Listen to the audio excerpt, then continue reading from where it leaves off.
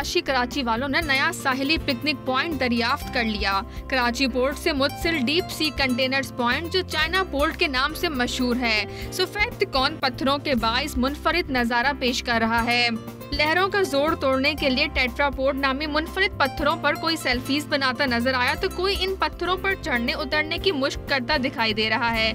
इसके अलावा कुछ लोग मछलियां पकड़ने और दीगर खेलों में मसरूफ नजर आए। फूड वैसे बहुत खूबसूरत है, लेकिन यहाँ पे कोई सफाई नहीं है, सिक्योरिटी भी नहीं है, और मतलब यहाँ पे कुछ खाने पीने का फूड स्ट्रीट वगैरह कुछ होनी चाहिए यहाँ पे। मैं यहाँ आके देखा, बहुत ज़्यादा अच्छा प्लेस है, बहुत इंजॉय किया।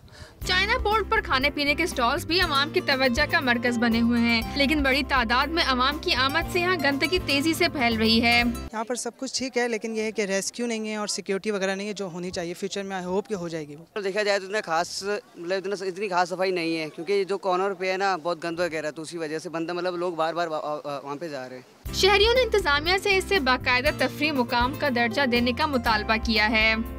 कराची की आवाम हमेशा ऐसे मुकामात की तलाश में रहती है जहां अपने घर वालों और दोस्तों के साथ तफरी कर सके, और चाइना पोर्ट ने उनकी मुश्किल आसान कर दी। कैमरामैन बीके के साथ आमना असर, डॉन न्यूज़, कराची।